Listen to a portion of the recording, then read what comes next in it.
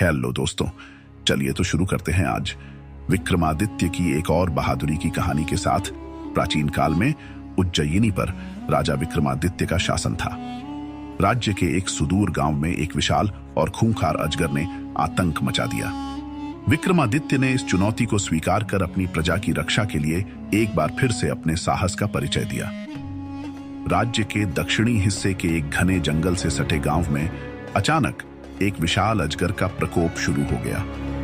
यह अजगर इतना बड़ा था कि वह पूरे गांव में डर और दहशत का कारण बन गया। अजगर अक्सर जंगल से बाहर निकलकर गांव के मवेशियों को निगल जाता और कभी-कभी इंसानों पर भी हमला कर देता। गांव वाले रात दिन भय के साए में जी रहे थे। उन्होंने अपने घरों से बाहर निकलना बंद कर दिया और खेती बाड़ी छोड़ दी। गांव का मुखिया और कुछ ग्रामीण उज्जयिनी के दरबार पहुंचे और राजा विक्रमादित्य से मदद की गुहार लगाई। मुखिया ने कहा, महाराज, हमारे गांव पर एक विशाल अजगर ने कब्जा कर लिया है। वह हमारे मवेशियों को निगल जाता है और हमारी जान को भी खतरा है। कृपया हमारी रक्षा करें। राजा विक्रमादित्य ने मुखिया की बात ध्यान से सुनी और तुरंत इस समस्या को हल करने का निश्चय किया। उन्होंने अपने दरबारियों और सैनिकों से पूछा कि कौन इस खतरनाक अजगर से लड़ने के लिए तैयार है। लेकिन अजगर की भयावहता के किस्से सुनकर कोई भी व्यक्ति आगे नहीं आया। तब विक्रमादित्य ने खुद इस कार्य को अंजाम देने का निर्णय लिया। उन्होंने कहा, एक राजा का सबसे बड़ा धर्म अपनी प्रजा की रक्षा करना है। यदि मेरे राज्य के लोग भय में हैं, तो यह मेरा कर्तव्य है कि मैं उनका भय दूर करूं। उन्होंने अपनी तलवार और ढाल को उठाया और अपने सबसे तेज घोड़े पर सवार होकर गांव की ओर निकल पड़े। राजा विक्रमादित्य ने गांव पहुंचकर स्थिति का जायजा लिया।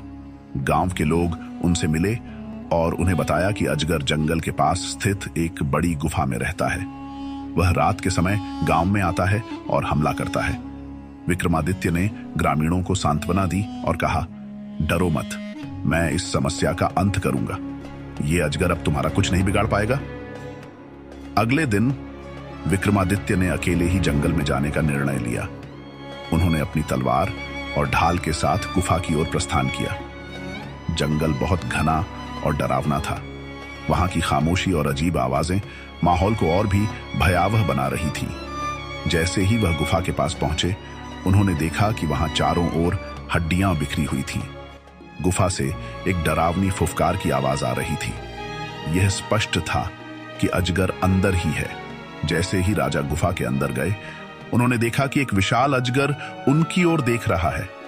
अजगर की आंखें लाल रंग की थीं और उसकी फुफकार से पूरा गुफा हिल रहा था।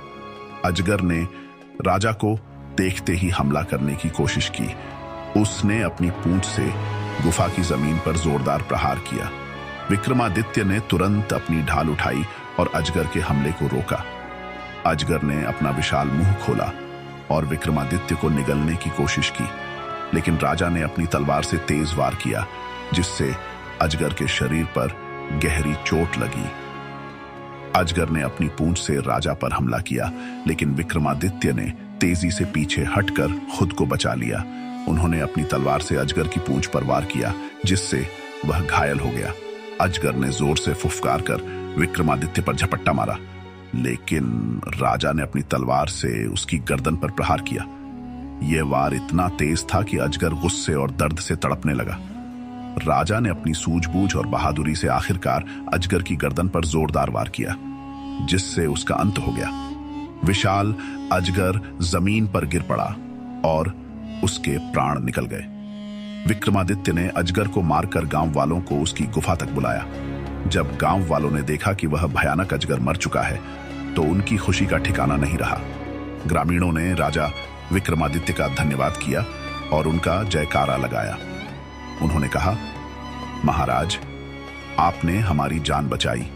आपके साहस और कर्तव्य निष्ठा को हम कभी नहीं भूल सकते। विक्रमादित्य ने मुस्कुराते हुए कहा, यह मेरा कर्तव्य था। एक राजा का धर्म अपनी प्रजा की रक्षा करना है। अब तुम सब निर्भय होकर अपने जीवन को आगे बढ़ाओ। यह कहानी राजा विक्रमादित्य की निडरता, साहस और कर्तव्य निष्ठा को दर्शाती है। यदि आपको कहानी पसंद आई हो तो चैनल को सब्सक्राइब करें दोस्तों। Thanks for watching.